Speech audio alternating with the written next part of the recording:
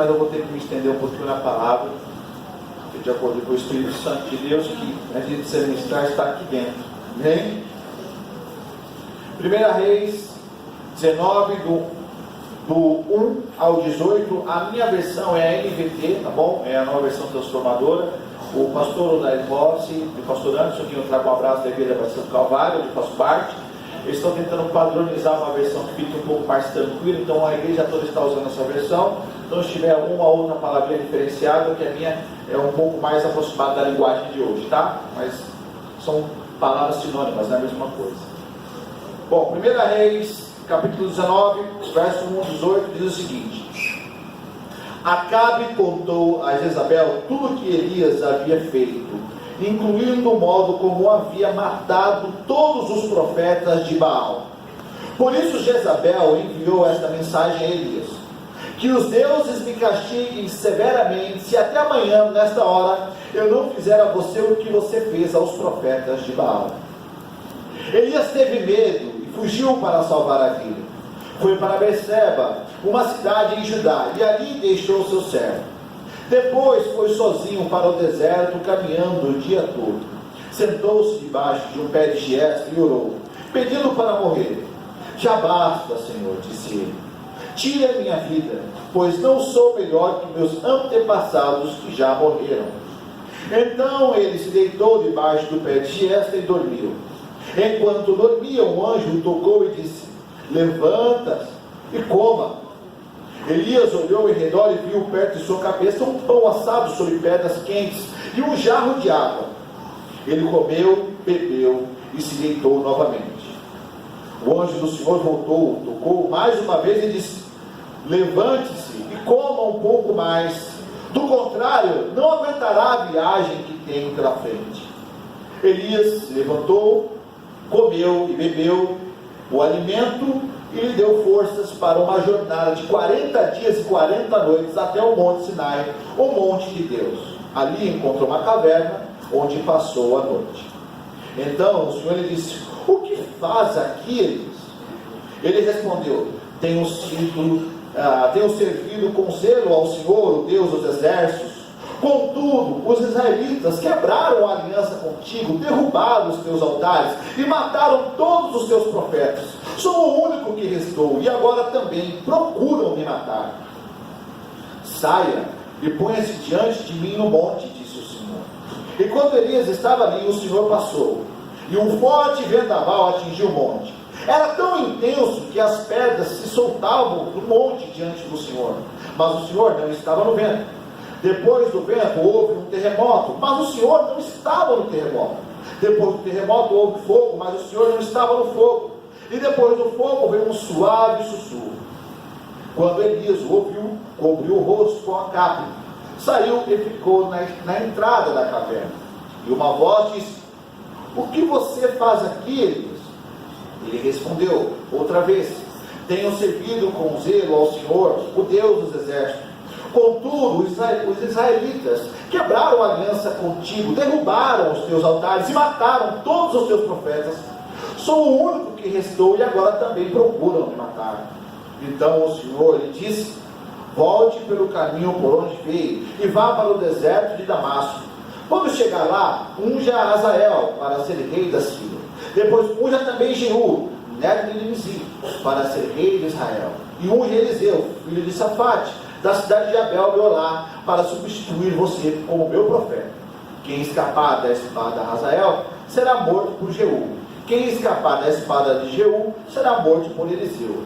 No entanto, preservarei 7 mil de Israel que nunca se prostraram diante de Baal, nem o beijaram.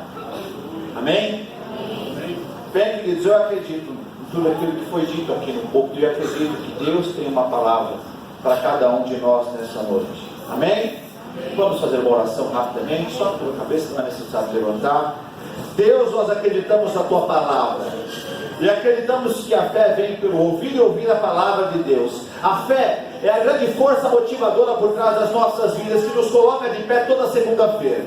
Por isso pedimos ao Senhor, em nome de Jesus, que venha falar aos nossos corações. Peço ao Senhor que leve a nossa mente cativa, como diz a tua palavra em Coríntios, que nenhum mal, nenhum problema, que nada venha tirar a atenção da tua palavra. Nós repreendemos toda a ação do diabo contra o teu culto, porque queremos, ó Deus, que o nosso coração se torne como semente, Senhor, que cai em terra fértil e produz bons frutos. Queremos sair daqui, e certamente sairemos daqui edificados nessa noite, em nome de Jesus. Amém. Bem, queridos, o ano está já chegando no seu final, e não é comum a gente olhar para os irmãos e encontrar os irmãos um pouquinho cansados, um pouquinho desanimados, alguns estressados, né? Essa época do ano é uma época do ano complicada, porque a gente vive uma espécie de dicotomia social, né? A gente está chegando no final do ano, e é justamente no final do ano onde a gente é mais cobrado. A gente é mais cobrado na empresa para a gente atingir as metas que foram estabelecidas em janeiro. A gente é cobrado na escola para passar. Quem fez Enem sabe da pressão que é você ser submetido a uma prova tão brusca, né, contra o Enem, tantas perguntas assim. Quem é o administrador da família já começa a pensar nas contas que precisa pagar.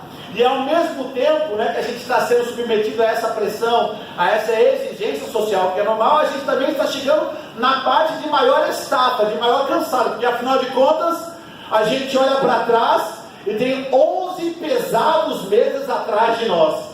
Então é difícil a gente conciliar as duas coisas.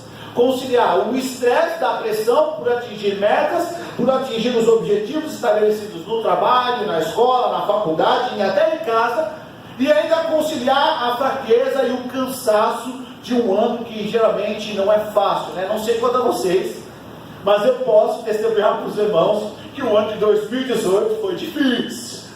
Foi difícil em muitas áreas, mas estamos aqui. O problema é que essa dicotomia, que é o estresse elevado, a exigência elevada e o cansaço por ter já vencido várias lutas, nos leva a algo chamado exaustão emocional. Exaustão emocional. Alguém, não sei se os irmãos já ouviram falar de um negócio chamado síndrome de burnout. O que é isso? É um termo em inglês, porque foi um norte-americano que descobriu. Na verdade é um alemão naturalizado americano, uma coisa mais ou menos assim, chamado Herbert Freudenberg.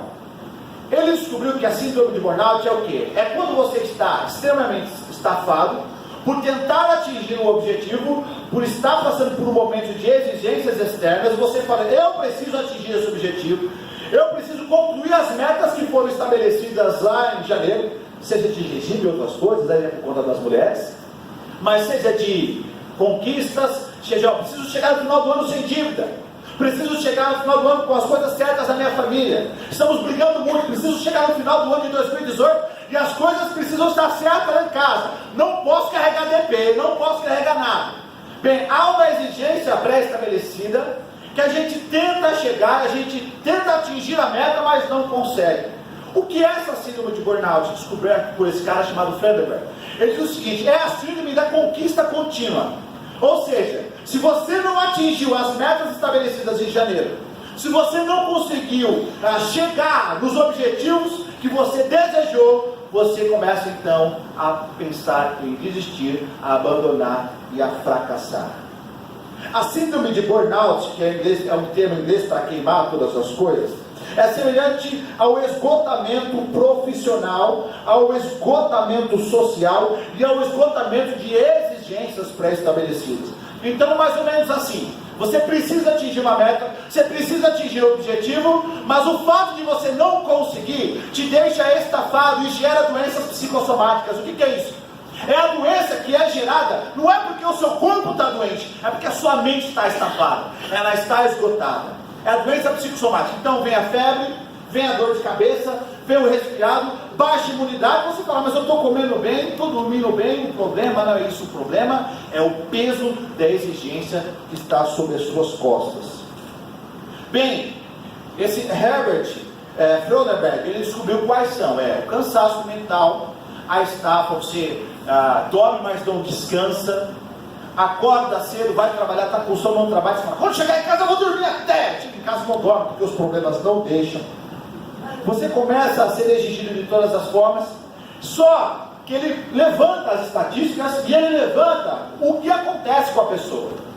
Só que Freudenberg, ele não consegue atingir o objetivo da sua pesquisa. ele descobriu que ele estava estafado, ele descobriu que ele estava esgotado, ele descobriu que ele estava no final da sua estabilidade emocional, mas ele não consegue levantar a solução para nada disso. Ele levanta os sintomas, que é o cansaço contínuo, o estresse contínuo, o choro contínuo, a depressão, a estafa espiritual, a estafa mental. Ele levanta, só que ele não consegue dar dicas e não consegue levantar o principal da pesquisa.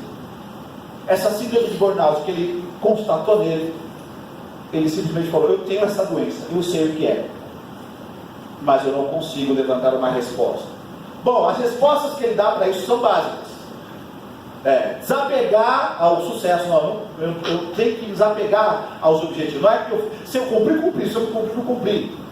Eu tenho que desapegar dessas coisas, tenho que desapegar da tarefa, tenho que diminuir a quantidade de tarefas do dia. Mulher não tem como deixar de fazer isso, né, gente? Mulher passa, lava, cozinha, cobra escanteio, faz o gol, defende, faz tudo. Não tem como deixar de fazer isso. Homens também, que tem as suas tarefas do dia, liderar a casa, não é fácil. E aí, quando ele pensou nisso, sobre essa doença, sobre o problema que ele falou assim: eu estou estressado, ele não conseguiu levantar uma solução para o que ele estava passando. Levantou os problemas, mas não a solução. Sabe o que é interessante? É porque, embora ele seja um psicanalista conhecido, famoso e dedicado na pesquisa, ele não teve a resposta para aquilo que ele diagnosticou nele mesmo. Mas existe algo para nós que somos cristãos, pastor, porque a palavra tem resposta para nós. A palavra de Deus nos fornece resposta para aquilo que Frondenberg levantou, que é essa síndrome de burnout. É a síndrome de uma exigência externa extrema que ele tenta solucionar. Bem, essa passagem de Elias, 1 Reis 19, é uma passagem conhecida de todos, já lemos ela várias vezes.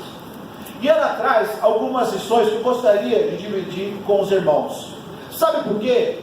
Porque eu gostaria de falar algo sobre essa síndrome. Porque ela está em todos nós, porque todos nós temos exigências, todos nós temos que cumprir metas, seja familiares, seja no trabalho, seja na metalúrgica, seja em casa, seja vendendo, seja comprando. E sabe o que acontece com essa síndrome que ele falou? Essa síndrome faz você querer parar de caminhar, faz você querer desistir da caminhada. Ela chega a tal ponto de pressão que você fala: eu vou deixar para trás. Porque as metas, os objetivos, aquilo que eu quero atingir está tão longe de mim, que é mais fácil eu desistir. É mais fácil eu assumir o meu fracasso e falar: não vou atrás disso. Mais fácil eu abandonar o evangelho, porque não está dando certo. Mais fácil deixar a pé para trás. Bem, a palavra de Deus, aqui, nesse texto de Reis, nos dá 4 motivos poderosos para a gente entender que, apesar das dificuldades da vida, é possível chegar mais longe. E esse é o nosso tema dessa noite. É possível chegar mais longe. Então, eu não sei se você subiu por essas escadas estressado, eu não sei se você subiu por essas escadas tristes, eu não sei se você subiu por essa escada decepcionado, eu não sei, como o irmão falou, eu não sei se você subiu por essas escadas e falou: nem sei porque eu estou aqui, eu não tenho vontade de estar aqui. Eu quero que você saiba que o problema que você está passando, o estresse que está passando, a pressão que você está passando, coisas particulares que só você sabe, Deus quer tratar com você nessa noite, amém? Porque Ele não quer que você desista, Ele quer que você chegue mais longe, amém? Bem, a primeira lição que a gente encontra nesse texto, e que eu quero que você guarde no seu coração, está no verso 3 e 4, e eu separei com o seguinte tema.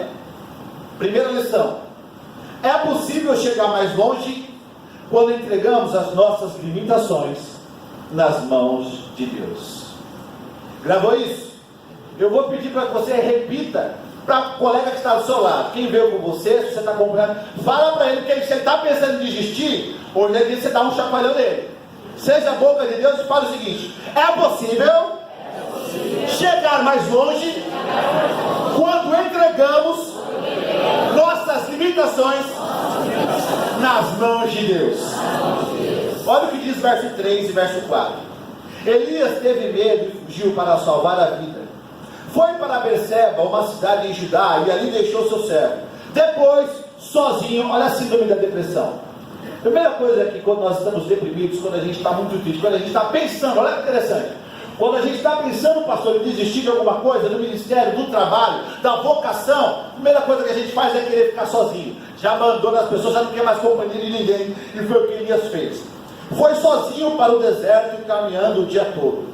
Sentou-se debaixo de um pé de gieste e orou, pedindo para morrer. Já basta, Senhor, disse ele, tira a minha vida, pois não sou melhor que meus antepassados que já morreram. Elias teve muito sucesso ao interceder pelo povo de Israel, orando para que não chovesse, depois orando para que chovesse, porque o povo estava em pecado e precisava ser corrigido. Então ele entrou com providência e foi um ótimo intercessor de Israel. Elias teve muito sucesso ao interceder pela glória de Deus, naquela disputa do Monte Carmelo, onde ele tinha que provar quem era Deus em Israel. Então havia lá os 850 profetas de Baal, e ele lá sozinho foi lá, montou um altar e falou: é agora que nós vamos prover e provar quem é o Deus em Israel. Aí Deus mandou fogo e provou que Jeová é Deus. Aleluia. E Yahvé era Deus de Israel. Então ele teve muito sucesso como intercessor de Israel e como intercessor da glória de Deus, provando quem era Deus. Mas muita gente fala: mas Elias, com relação a si mesmo, fracassou, porque Elias não conseguiu interceder por si mesmo. Porque na hora que Elias tinha que falar: Deus, me ajuda, na hora que ele tinha que provar a fé dele e expor as suas necessidades, o que Elias fez? Ele falou: Senhor, já basta, tira a minha vida. Ele expôs a sua fraqueza. Bem, eu acho que a maior lição que a gente pode aprender é que Elias teve muito sucesso mesmo em interceder por Israel. Foi maravilhoso isso que ele fez. Interceder pela glória de Deus, então, incrível. Mas talvez a maior lição que Elias nos ensina é que nós temos um Deus que não faz menção das nossas fraquezas no momento da oração. Isso é maravilhoso. Talvez o coração de Elias não esperava o baque que ele teve ao vencer 850 profetas, depois receber de uma mulher uma ameaça, um desafio que afugentou o coração. A gente fala: mas como pode? Bom, não dá para a gente falar como pode, porque acontece com a gente. Quantas vezes a gente não tem uma vitória, fica o ano todo intercedendo pelo filho, o ano todo intercedendo por aquela vaga na escola, o ano todo intercedendo por aquela vaga de emprego, e aí você consegue, você fala: agora eu vou relaxar porque eu consegui o que eu queria. Aí de repente vem uma notícia negativa que você não estava preparado e te tira, como diz a Emília, te tira do prumo. Quantas vezes você não vence um obstáculo gigantesco e um menor vem e te surpreende? Entristece o seu coração, porque você não estava preparado para isso, porque você fala: Senhor, por essa notícia sobre meu filho eu não esperava. O jovem fala: Senhor, passei tantas coisas esse ano, mas por essa DP eu não esperava, Senhor Jesus. Senhor, eu quero tanto passar no Enem, mas por essas questões que estão aqui, eu acho que eu não vou passar. Bem, isso acontece conosco porque nós somos seres humanos, e aconteceu com Elias. Mesmo sendo um homem bravo e corajoso diante de 850 profetas, Elias foi surpreendido por uma notícia negativa, porque certamente, você sabe o que estava no coração de Elias? Agora acabou, agora Deus provou quem é Deus, agora não vai ter ninguém em Israel capaz de levantar a voz contra Deus. Então acabou, vencemos, está tudo certo. E aí ele recebe a mensagem de Jezabel. Eu não sei qual a mensagem que está tentando passar uma rasteira a você nesse final de ano, mas eu quero que você saiba que você pode entregar as suas limitações nas mãos de Deus. Elias era um homem sujeito aos mesmos sentimentos, como eu e como você. E eu quero que você saiba que a vida não escolhe momento para te surpreender, viu, jovem? A vida não escolhe momentos para te surpreender. Por mais que você seja jovem, seja cheio de vigor, você pode ter certeza que mais cedo ou mais tarde você vai ser surpreendido com uma notícia negativa. Mas eu quero que você faça igual Elias fez. Elias simplesmente falou aquilo que ele estava sentindo. Falou: Senhor, tira a minha vida. Elias abriu o coração para Deus, falando aquilo que estava dentro da sua alma. Elias poderia ter falado: eu sou um poderosíssimo profeta, Deus, agora você precisa me ajudar. Deus, eu sou um representante direto do Senhor aqui na terra, então o Senhor precisa me ajudar. Ou ele poderia mascarar o seu sentimento, ele poderia mascarar o que ele estava sentindo e falar: Senhor, tu sabes como eu sou um homem corajoso. Diante de todas as opções que Elias teve, ele optou por abrir o coração e dizer aquilo que ele estava sentindo. Ele estava estafado, ele estava descansado, ele estava esgotado, a tal ponto de ele falar: Senhor, tira a minha vida, pois não sou melhor que meus antepassados. Sabe o que ele estava pensando? Se todos os profetas antes de mim tiveram vida difícil, tiveram que morrer, tiveram que perder as suas vidas para pregar o Evangelho, quem sabe esse não é o meu destino? Elias simplesmente expressou aquilo que ele estava sentindo, a limitação dele. Você sabe que a gente, como cristão, a gente tem um péssimo hábito, e eu me incluo, porque nós somos irmãos, o péssimo hábito de mascarar o que nós estamos sentindo para Deus. Nós estamos esgotados, mas assim como nós enganamos as pessoas, queremos enganar a Deus também, falando: Deus, tá bom, o Senhor sabe que eu aguento, quando você sabe que você não aguenta mais. Você fala: Senhor, eu estou resistente, estou firme na rocha, mas você sabe que você está firme igual prego na areia, não está aguentando mais. Para mim, a grande virtude de Elias foi colocar aos pés do Senhor a limitação do seu coração. E tem gente que fala assim, que crente não pode passar por depressão, crente tem que ficar sorrindo, crente não pode passar por prova. Quem disse que crente não pode passar por prova? Crente passa por prova sim, mas crente passa por prova acompanhado de Deus. Acompanhado de Deus. Eu não sei como é que você está se sentindo essa noite. Elias estava fisicamente esgotado, ele estava mentalmente esgotado, ele estava espiritualmente esgotado. Eu quero que você traga agora a sua memória o que eu vou te falar. Você imagina quando Elias botou os profetas de Baal para correr, quantos demônios não tiveram que ser expulsos dali? Quantos demônios não perderam o seu altar em Israel? Agora você fala, quando Elias estava andando, você pensa que ele não foi lá sofrer retaliação?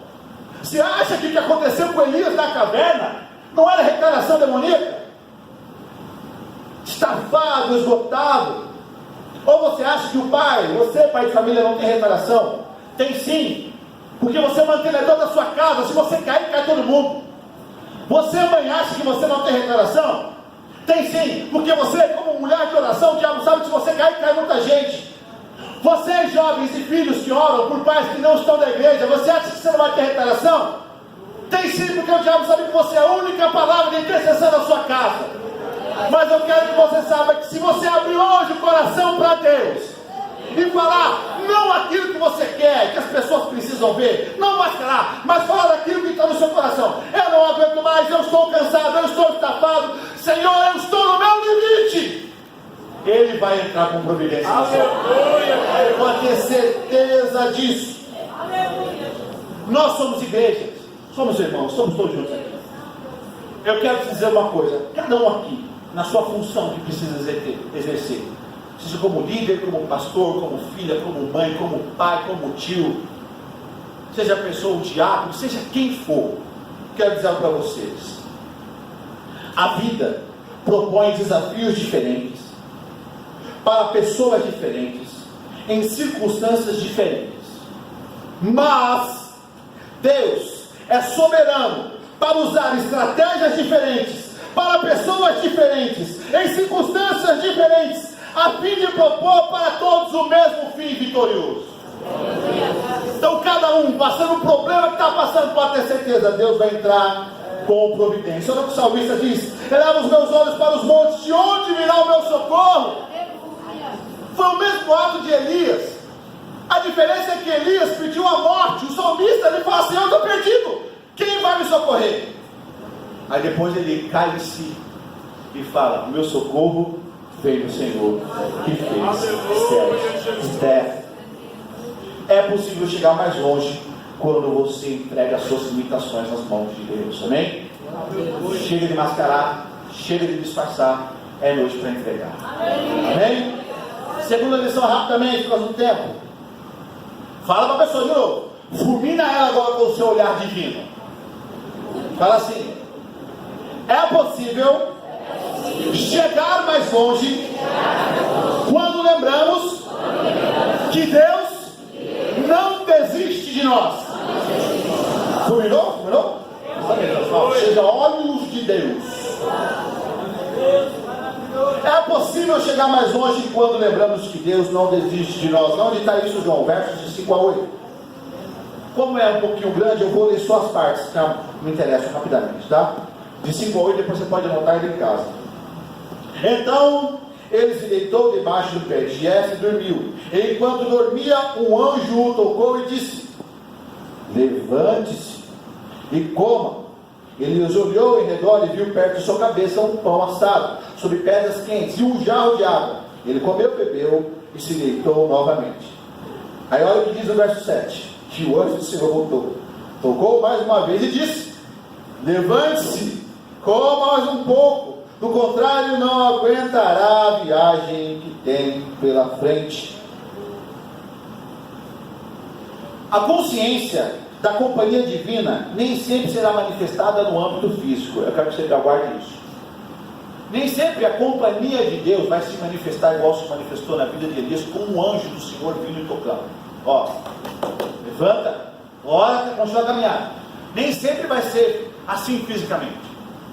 Mas quando você parar agora, nesse exato momento, no finalzinho de 2018, e olhar para trás, lá para o ano, para o início do ano, o mês de janeiro, e começar a pensar dos livramentos após livramentos, das segundas-feiras após segundas-feiras, que você falou: eu não vou conseguir levantar, não vou conseguir caminhar, não vou conseguir andar com o meu ministério, eu vou abandonar o ministério de louvor, vou abandonar a bateria, vou abandonar a música, vou abandonar a pregação, vou abandonar o diaconato. Eu quero que você pense: quantas vezes você não pensou nisso esse ano?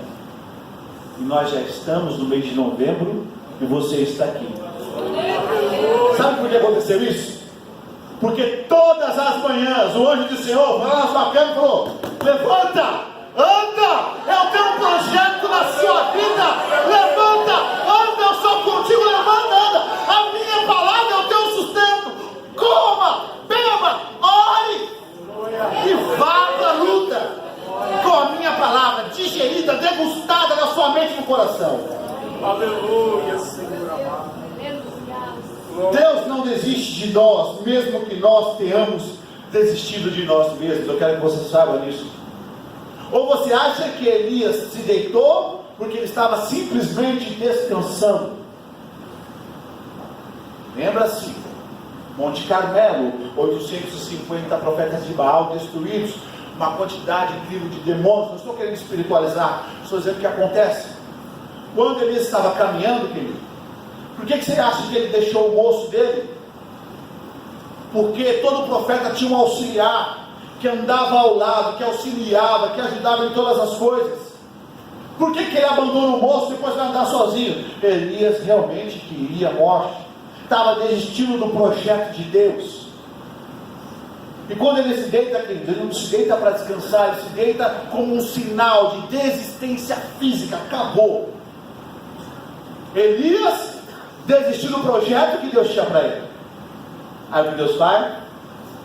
Viu um anjo e fala: levanta, Elias, levanta, jovem, levanta, anda, tem muita coisa pela frente, tem muita alma para você salvar, tem muito testemunho para você dar, tem muita gente que precisa conhecer Jesus através da sua vida, tem muita gente que precisa ser quebrantada pelo louvor que é tocado, tem muita gente que precisa ter uma vida mudada através da pregação do pastor, tem muita gente que precisa ser abraçada pelo diaconato para na escada, muita coisa para ser feita no reino de Deus, e Deus não desistiu de você.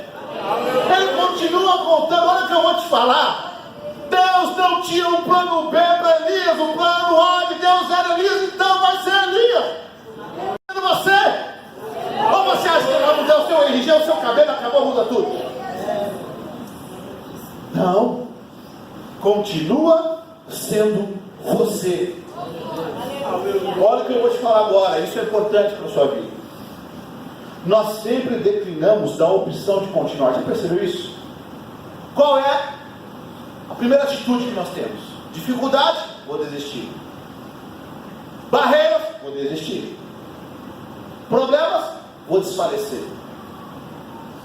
Sempre declinamos da opção de continuar. Hoje, eu quero pedir aos irmãos que declinem da opção de desistir. Que você não desista. Que desistir, se for uma opinião sua, uma atitude sua, se você entrou aqui determinado a abandonar, eu quero pedir uma coisa: decline dessa decisão. Continua o seu papel de mãe, de pai, de pastor, de diácono. Continue intercedendo pelo seu filho jovem. Continue intercedendo pela sua família. Continue intercedendo pela sua vida. Não desista. Aleluia. E o motivo maior é porque Deus não desistiu de você. Bem, terceira lição, tempo último. Fala de novo. Seja a boca de Deus mais uma vez. É possível chegar mais longe quando obedecemos a voz de Deus. Onde está isso, João? Está lá no versos 9 e 13. Mais uma vez, por causa do tempo, eu vou ler só 2 versículos. O versículo 9 diz o seguinte: então o Senhor lhe disse: o que fazes aqui, Elias? Se você olhar no finalzinho, no verso 17, vai estar lá também. E uma voz disse: o que você faz aqui, Elias? A palavra de Deus é tão poderosa quanto o próprio Deus em pessoa. Ela é a palavra da verdade que sempre produz o fruto desejado por Deus. Olha o que diz a palavra do Senhor: pois a palavra de Deus é viva e poderosa, é mais cortante do que qualquer espada de 2 gumes, penetrando entre a alma e o espírito, entre a junta e a medula, trazendo à luz até os pensamentos e desejos mais íntimos. Isso na versão NVT. Você sabe que quando Deus pergunta para eles: o que fazes aí, Elias? Você sabe o que Deus estava querendo fazer com Elias? Senhor, quero que você faça um pensamento da sua vida. O que você está fazendo dentro dessa caverna? Por que você está escondido? Por que você permitiu que a depressão tomasse conta de você? Olha que interessante. Deus sabe a resposta de todas as coisas, gente? Sim ou não? Sim. Sim. Por que Deus pergunta então? Você sabe que falar é uma terapia. Quando você ora, queridos, é uma terapia. Por que quando você está até a tampa, você precisa conversar com alguém? Porque falar tem um efeito psicológico. Deus já sabia o que estava no coração de Elias. Deus já sabia a amargura do coração dele. Talvez a decepção por se achar um fracassado. Mas ele falou: eu preciso que Elias fale. Eu preciso que ele alivie essa pressão. Eu preciso que ele faça uma autoanálise daquilo que ele acha acerca da sua vida de profeta. O que fazes aqui, Elias? Aí ele começa: tenho servido com o Senhor, com zelo. Ele começa a conversar e começa a desabafar com Deus. Deus só queria que ele colocasse para fora aquilo que estava no coração dele. A voz de Deus, vou repetir, a voz de Deus fez Elias fazer uma reflexão sobre a própria vida. O que vocês estão fazendo aqui na visão de ciclo, como foi dito? Por que você está se escondendo, ou da obra, ou da família, ou do perdão? Por que você está na caverna do seu coração? Se você ouvir a voz de Deus e pronunciar com a sua boca o que está fazendo você entrar na caverna da depressão, da tristeza, da amargura, da falta de perdão, se você ouvir a voz de Deus, você vai colocar para fora e vai ser curado. O Senhor quer extrair de Elias o que está alojado no seu coração. Falar tem um fato psicológico muito importante na recuperação de uma alma. Então, se a sua alma está amargurada, escute o que a voz de Deus está te dizendo essa noite e bota para fora. Alivia o peso do seu coração, senão você não vai aguentar a caminhada. Se Elias não falasse para Deus o que ele estava sentindo, queridos, eu acho que ele teria um derrame. Talvez seria o primeiro derrame registrado na Bíblia. Ele não ia aguentar. Você sabe, rapidamente, eu passei 3 minutos.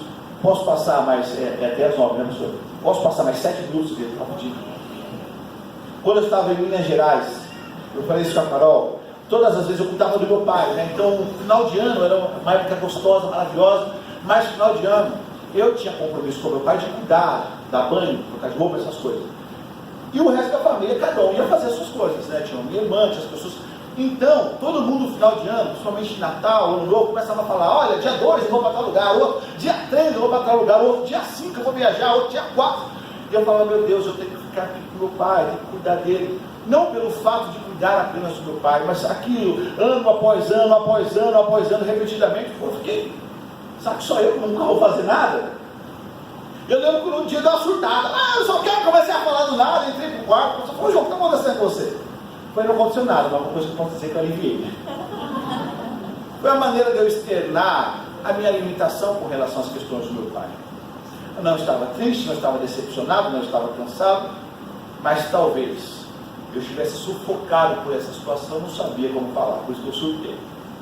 Mas ainda bem que eu surtei, que eu botei para fora, porque se tivesse continuado dentro do meu coração, talvez teria virado raiz de amargura, que a Bíblia fala. Quem sabe nessa noite, de você ouvir a voz de Deus, se você quer chegar mais longe, se você não quer parar, se você não quer ser podado nos seus sonhos, quem sabe a gente não pode orar daqui a pouco, você colocar para fora o que está no seu coração. Ouça a voz de Deus, porque Ele já falou isso para você várias vezes. Bota isso para fora hoje então. Amém? Quarta e última para a gente orar. Mesma coisa, vamos lá. É possível chegar mais longe quando aceitamos o desafio de recomeçar. Aonde está isso, João? Verso 15 e 18. Me acompanha rapidamente aí. Então o Senhor lhe disse: volte pelo caminho por onde veio e vá para o deserto de Damasco. Sabe que recomeçar nem sempre é fácil, pois a motivação do recomeço é cercada de dúvidas e da falta de entusiasmo. Quando você vai começar qualquer projeto, o que você tem em primeiro lugar? Qualquer projeto, seja um casamento, já estão pensando em casar, já estão começando a separar o dinheirinho aí, ou casado de novo, estão pensando em conquistas, ou faculdade, outras coisas, nós aqui também aqui embaixo, os nossos problemas. Quando a gente vai começar alguma empreitada, tem uma pessoa, um ser, né, que nos acompanha, eu digo até personificar ele, que é o entusiasmo. Quando você vai começar alguma coisa, a primeira coisa é você acompanhar o entusiasmo. Opa, vou começar um novo empreendimento, vou começar um novo cargo na firma, vou começar um novo curso, opa, vou começar agora assim uma nova escola. Você fica todo, vou comprar um carro novo, o entusiasmo vem. Mas quando você fracassa, quando você erra, quando você falha, e você tem que recomeçar, sabe quem é a primeira pessoa, ou o primeiro ser que te abandona? O entusiasmo. Tem que recomeçar, tem que fazer tudo de novo, tem que voltar na segunda-feira, ver o patrão, tem que voltar a orar pelo meu filho, tem que voltar a orar pelo meu marido. Fiz 10 campanhas e não deu certo. Será que da 11ª vai? Não sei. Elias teve que voltar para a caminhada e concluir o projeto que Deus havia estipulado para ele. Elias teve que voltar para a caminhada. E você sabe uma coisa interessante? Se nós aceitarmos o desafio de recomeçar, e eu quero que vocês aceitem, eu quero que vocês entendam uma coisa: nós vamos ter que enfrentar o objeto do nosso fracasso. Elias foi obrigado a voltar para concluir aquilo que Deus já tinha projetado para ele, de ungir o substituto, de ungir o rei. Elias, querido, ele teve que voltar e enfrentar o gigante dele, que agora estava 2 vezes maior. Eu não sei qual é o seu gigante, e talvez amanhã, segunda-feira, você vai ter que enfrentá-lo de novo. O que eu te peço essa noite é para você aceitar o desafio de recomeçar. Hoje eu cantava aqui, houve uma confusão, houve uma briga, parei de cantar. Então eu te desafio a voltar e a começar novamente, tentando começar da maneira certa, com a presença de Deus, com o direcionamento do Espírito Santo. Enfrente o alvo do seu fracasso, enfrente o seu gigante.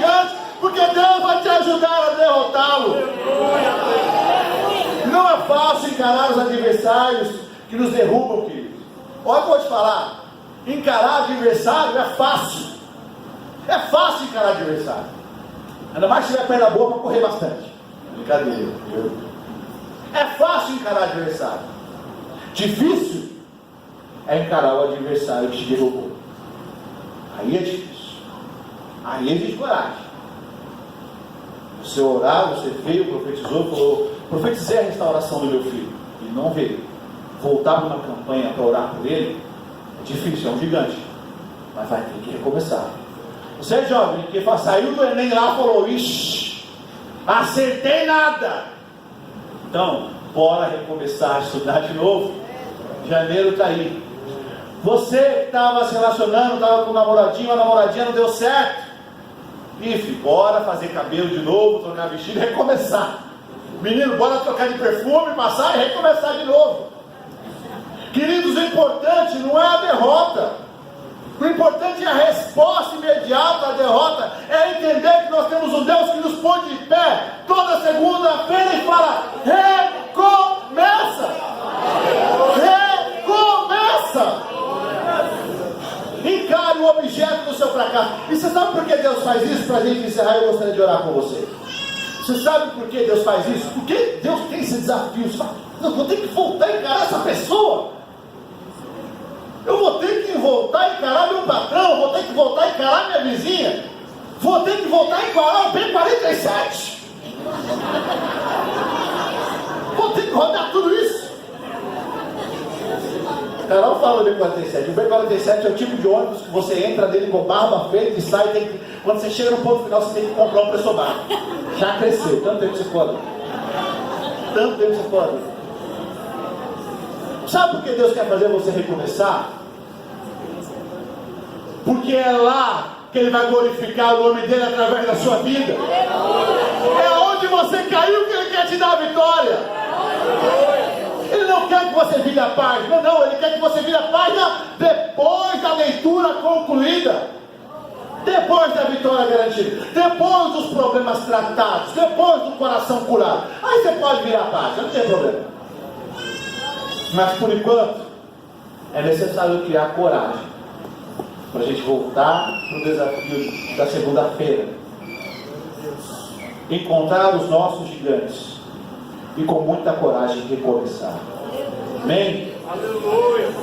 Se você fizer seguir essas 4 dicas, não são dicas minhas, são dicas da palavra de Deus, você pode ter certeza que você vai chegar mais longe. Amém? Alguém quer chegar mais longe aqui? Alguém quer parar a obra do Senhor na metade? Eu não quero parar, por isso eu vou pedir ousadamente ao pastor: posso fazer uma oração, pastor?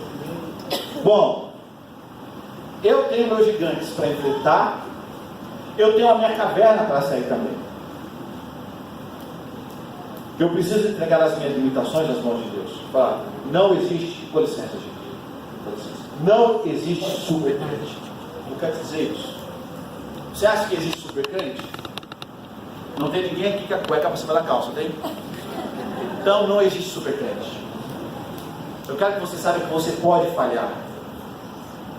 O problema lá da síndrome descoberta é que a síndrome exigia uma sequência de vitórias seguidas. E Deus não te fez para você só vencer.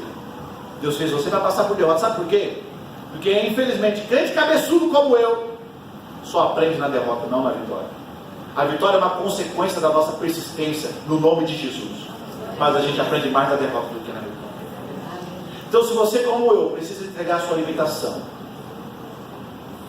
se você, como eu, precisa se lembrar que Deus não desistiu de você, se você, como eu, precisa ouvir a voz de Deus e abrir o coração para falar, e se você, mais do que nunca, como eu, diante do ano de 2019 que está chegando, e novos gigantes se levantarão, e você vai precisar enfrentá-los e recomeçar, eu quero convidar você a vir aqui na frente orar comigo, em nome de Jesus. Não estou falando de pecado, eu estou falando de dificuldades. Eu estou falando de dificuldades. Se você tem uma vida perfeita, pode ficar sentado. Mas se você, como eu, é ser humano normal, é ser humano comum, É o crente que aceitou Jesus justamente pelas limitações. Quando você aceitou Jesus, não foi porque você é perfeito, foi justamente porque você é imperfeito que você aceitou Jesus. Aleluia. Foi justamente por causa das suas limitações que você e eu recorremos a alguém que é mais poderoso que nós. Queridos, eu sou chefe de família, sou separado para pastor, sou professor em tantos papéis como vocês aqui, cada um aqui tem uma realidade de responsabilidade. Se a gente não recorrer a Deus e fazer aquilo que Elias fez, fala: Deus, o Senhor sabe como eu estou me sentindo. Se você não fizer isso, aí sim a gente vai parar aqui. Mas eu já estou vendo, pela fé, vitoriosos em nome de Jesus. Estou vendo pessoas reconhecer, como eu, que nós precisamos da maior mão amiga da história do universo, que está fundada agora porque nos amou e que vai estender lá do alto soberanamente para nos resgatar e nos tirar do nosso poço, do nosso buraco, da nossa caverna. Então eu vou pedir uma oração. Aliás, eu vou fazer uma oração. Vou pedir para os irmãos ficarem de pé. Pode ficar, João. E se você se sentir incomodado, venha para orar. Porque todos nós estamos dentro do mesmo barco. A nossa diferença com o pessoal do mundão é que lá o barco está vazio. O nosso, na proa e na polpa, na frente e atrás, um lado e do outro, tem Jesus. Só que é o seguinte: eu não estou dentro de você. Eu não sei aquilo que você vai disfarçar ou não. Então até agora não dá. Então agora é momento de confiar e entregar. Senhor Deus e Pai, em nome de Jesus, nós queremos apresentar, Senhor, o nosso coração diante de Deus, assim como Elias fez. Deus, nós queremos apresentar a nossa limitação ao Senhor. Sabemos que somos fracos, que somos falhos, que somos pecadores, que somos limitados, ó Deus, e que alguns de nós já estão vivendo um momento, ó Deus, prestes a desistir. Mas nós confiamos no nosso Deus que entende nosso pedido de socorro. Ajuda-nos, Senhor. Ajuda o teu povo nessa noite. Ajuda aquele que está esgotado, aquele que está limitado, Senhor. Aquele que está exaurido, cansado. Aquele que não tem orações para fazer com a boca, mas que as palavras saem em formato de lágrima. Ajuda em nome de Jesus. Venha nos tirar da nossa caverna da desistência. Venha nos tirar da nossa caverna da depressão. Venha nos tirar da nossa caverna do espírito de suicídio. Sai em nome de Jesus. Sai em nome de Jesus. Porque nós não queremos estar paralisados. Queremos continuar andando na direção do nosso Deus, persistindo na fé em que fomos chamados. Seja para louvar, seja para cantar, seja para pregar, seja para administrar uma família, seja para fazer o papel de diácono, seja para fazer o papel de líder no Ministério da Educação Infantil. Nós queremos continuar e poderemos chegar mais longe, abraçados à obra de Jesus. Se o Senhor, na sua glória, nessa noite, nos abraçar e nos proteger com a sua soberana mão, então nada e nem ninguém pode nos devolver da atitude de continuar sendo cristão fiel a Deus. Restaura a família, Deus. Restaura ministérios. Mas acima de todas as coisas, Senhor, restaura a vontade de viver. Traga a ação do Espírito, a alegria da tua presença. Como foi dito, ó Deus, nós queremos subir por essas escadas, saltitante igual Davi à frente da arca, sabendo que nós temos um Deus que nunca desiste de nós. Por isso nós te louvamos. e te agradecemos. Em nome de Jesus. Amém. Deixa eu falar uma coisa para você. Tem uma música que é o meu hino. É o meu hino. Eu não sei se a igreja canta, mas na minha igreja a gente canta muito. E a Carol está nos ouvindo, ela está cansada de escutar. Mas o louvor ele diz mais ou menos assim. E se alguém souber cantar, por favor, vem aqui, põe o microfone na minha mão. Fique à vontade. Mas o louvor diz o seguinte: é meu, somente meu, todo trabalho. E o meu trabalho é descansar em mim. É o Senhor falando novamente, mas tendo convicção. É meu, o trabalho é dele. Você só precisa entregar. Oh, aleluias! E o meu trabalho é descansar em mim. Olha que diz: não tenha sobre ti qualquer cuidado, qualquer que seja. Você não precisa se preocupar tanto assim. Somente seria muito. É muito pra gente. É muito. Canta mais uma vez para encerrar. É meu, somente meu. Ore como